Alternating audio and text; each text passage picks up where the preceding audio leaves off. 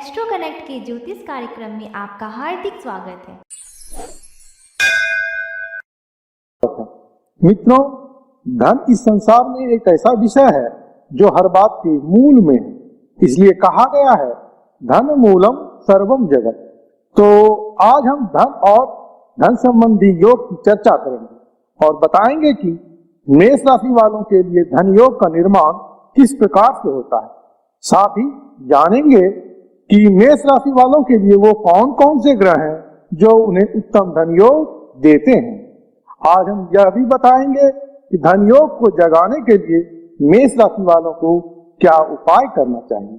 लेकिन इससे पहले यह बताना चाहूंगा कि यह ज्योतिष का प्रथम सूत्र है कि व्यक्ति को इस संसार में जो भी मिलता है वह उसके देश, काल और उसके पात्रता के हिसाब से मिलता है।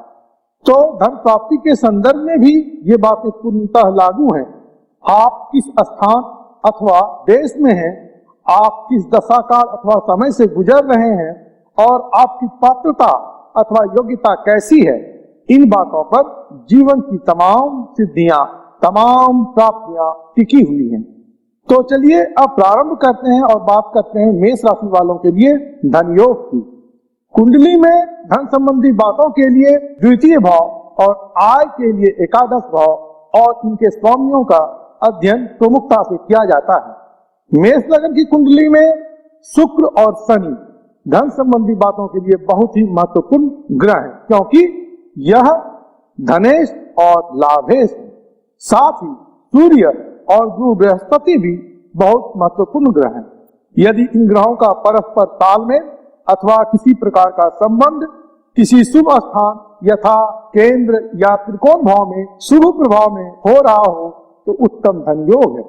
साथ ही कुंडली में उत्तम राजयोग और अन्य शुभ योग जैसे गजकेसरी योग, पंच महापुरुष योग, महालक्ष्मी योग इत्यादि हो तो ऐसे में उक्त धन योगों में धन देने की क्षमता काफी बढ़ जाती है। और अगर चंद्र कुंडली से भी धनेश और लाभेश का संबंध शुभ स्थान और शुभ ग्रह प्रभाव में हो रहा हो तो कहने की क्या बात है। अवश्य ही ऐसे मेष लग्न के जातक धनी होते हैं और उनके धन में लगातार वृद्धि भी होती रहती है। इस जानकारी के बाद अब उत्तम धन योग को जागृत करने के उपाय की चर्चा करते हैं और बताते हैं कि आपको कौन कौन सा आसान उपाय करना चाहिए जिससे सदैव धन योग का शुभ फल आपको मिलता रहे। तो इस क्रम में सबसे पहले बताना चाहूंगा कि आप स्फटिक का श्री यंत्र घर के मंदिर में स्थापित करें, मंदिर की साफ सफाई का पूरा ध्यान रखें और सुगंधित धूप अगरबत्ती जलाया करें और इसके साथ ही श्री सूक्त एवं लक्ष्मी सूक्त का पाठ नित्य करें। पूजा शुरू करने से पहले मस्तक पर पीला चंदन या केसर का तिलक लगाना अच्छा रहेगा।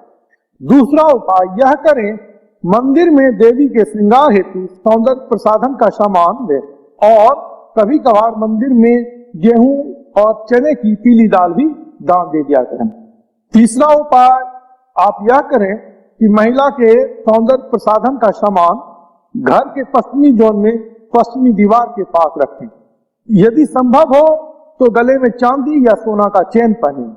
अब एक सबसे महत्वपूर्ण बात जो बताने जा रहा हूं उसे गौर से सुने और अवश्य अमल करें। यदि धनवान बनना है तो दांत को साफ रखें, वाणी मधुर रखें और कुटुंब से सौहार्दपूर्ण संबंध रखें, क्योंकि ये बातें धन भाव अर्थात द्वितीय भाव की स्वस्थता के लिए आवश्यक है।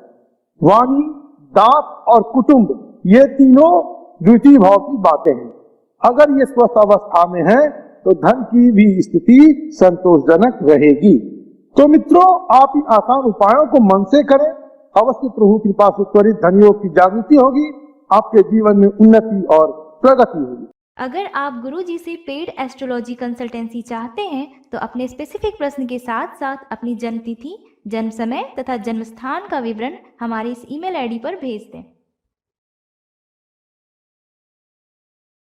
धन्यवाद। Thank you. प्रणाम।